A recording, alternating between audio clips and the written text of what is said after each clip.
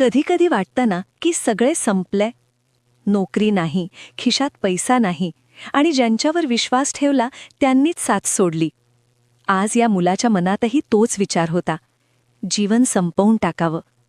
पण जेव्हा तो शेवटचा निर्णय घेणार होता, तेव्हाच त्याच्या कानावर एक आवाज पडला. असा आवाज ज्यानं त्याचं पूर्ण आयुष्य बदलून टाकलं.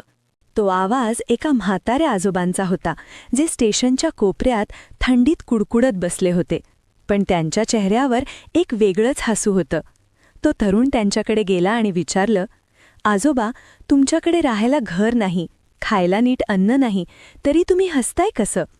आजोबांनी त्याच्याकडे पाहिलं आणि शांतपणे म्हणाले, बाळा, आयुष्य हे एखाद्या किल्ल्यासारखं असतं. शत्रू म्हणजे संकट कितीही मोठी असली तरी जोपर्यंत तुझा आत्मविश्वास नावाचा बुरुज ढासळत नाही, तोपर्यंत तू हरलेला नाहीस. मी तर फक्त एक वेळच्या जेवणासाठी लढतोय, तू तर पूर्ण आयुष्यासाठी लढतोयस, मग तू का हार मानतोयस? त्या एका वाक्याने त्या तरुणाला आरसा दाखवला. त्याला आठवलं की 350 वर्षांपूर्वी जेव्हा शिवरायांकडे स्वतःचं स्वराज्य नव्हतं, तेव्हा त्यांनी शून्यातून विश्व उभं केलं होतं. आपण तर साध्या अपयशाने खचून जातोय. तो तरुण तिथून उठला. त्याने ठरवलं की आता रडायचं नाही तर लढायचं.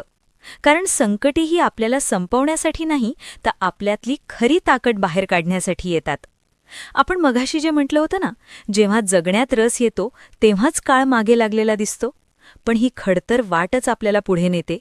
हेच त्या रात्री त्याला उमजलं होतं. जर सगळं सोपं असतं तर आज तो तरुण इतका खंबीर बनलाच नसता.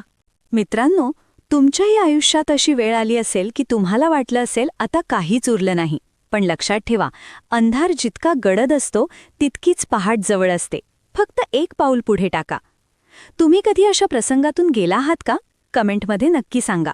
आणि हो, जर हा व्हिडिओ कोणा एकाची जरी हिंमत वाढवू शकला तर माझं काम झालं. अशाच प्रेरणादायी कथांसाठी सबस्क्राईब करायला विसरू नका. जय शिवराय.